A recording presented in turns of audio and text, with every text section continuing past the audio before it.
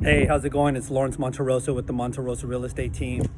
Putting this video together to help my friends and family. Have a lot of people reaching out to me about mortgage forbearance and what it is and how it works.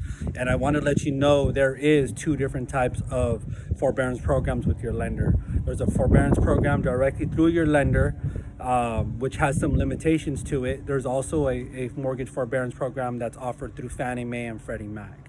Your mortgage loan has to be owned by Fannie Mae or Freddie Mac so that you're eligible for this program. So what I'm going to do is I'm going to roll into 6 tips that will help you with your forbearance. That'll help you keep your lender true to the guidelines that are set in place to help you, but also help you feel like you're making an educated decision, but also you don't feel rushed. You don't feel that the lender's dragging their feet. You have the ability to follow up, and you're basically talking to them like you know what's going on. It is a conversation that can be very intimidating, and if you're educated and armed with information, it helps. So I'm going to jump right in. The very first tip, I'm going to provide a link in this video, is to go to Fannie Mae or Freddie Mac to find out if your loan is owned by them. They ask for your name, your address, and the last 4 of your social. Now, if your loan is owned by Fannie Mae or Freddie Mac, you are eligible for the mortgage forbearance.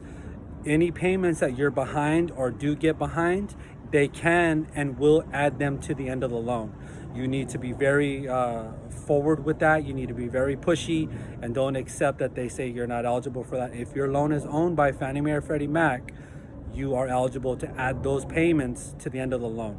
Now, unfortunately, if your loan is not owned by Fannie Mae or Freddie Mac, you most likely will have to pay those payments back at a set amount with your lender. Now, again, that is negotiable, and a lot of times you can get them to spread it out over 3 months to 6 months.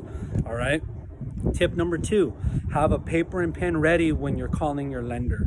You want to make sure you ask a lot of questions. You want to make sure you get the employee's name and employee number that you're speaking to, if they have an email address, if they have a fax number, and also ask them what is their turn time so that they can say they received the documents that you're about to send them. All right. You want to make sure in this game, it's a game and a strategy that you're following up with this lender. You don't expect them to follow up with you, and it's going to help to talk to the same person over and over again. Tips number 3, have your documentation ready. Have your bank statements if you're self-employed to show a decrease in income. Have your check stubs ready that show you've been furloughed. Have a letter from your employer that states they've cut your wages or you've been laid off. If you're providing bank statements and check stubs, make sure they're not older than 30 days. The lender may push back after waiting 30 days and say your documents are too old, which would be a waste of time. Okay. The 4th thing you want to do is have all your questions written down.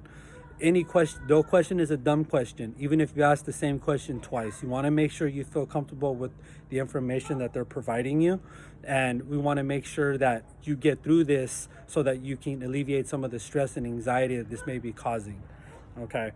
The 5th thing is, if you are approved for your mortgage forbearance, get it in writing.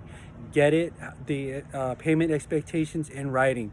Also, you want to make sure that they put in writing that they're not going to report you to the credit bureaus as delinquent on your mortgage. You should not be reported as delinquent as long as you called them before you were late on your mortgage. And late, I mean 30 days. If you are starting to have the issues, call them right away. Let them know what's going on. But that letter should state that you are not behind on your mortgage and that they're going to report you current all the way through this forbearance. It's very, very important. Alrighty guys, the 6th tip is you have to be tenacious at this. You have to bug your lenders. You have to follow up. My recommendation is I would call the lender every 3 days until you get some sort of approval or denial. I would call every 3 days at the same time that I call, being very, very persistent, letting them know you need the assistance. And if you get a denial, you want to know why.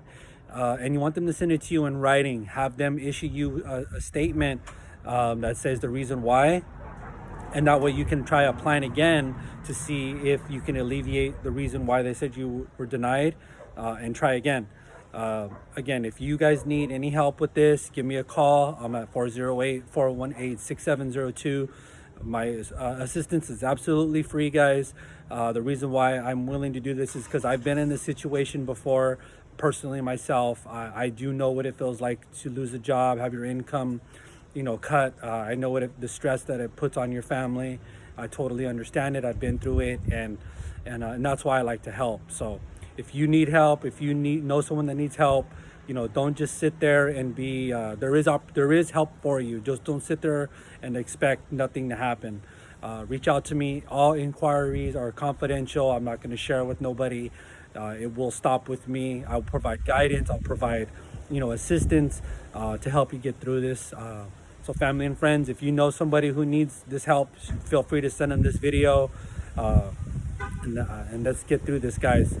You guys have a great day, and I hope to talk to you guys soon.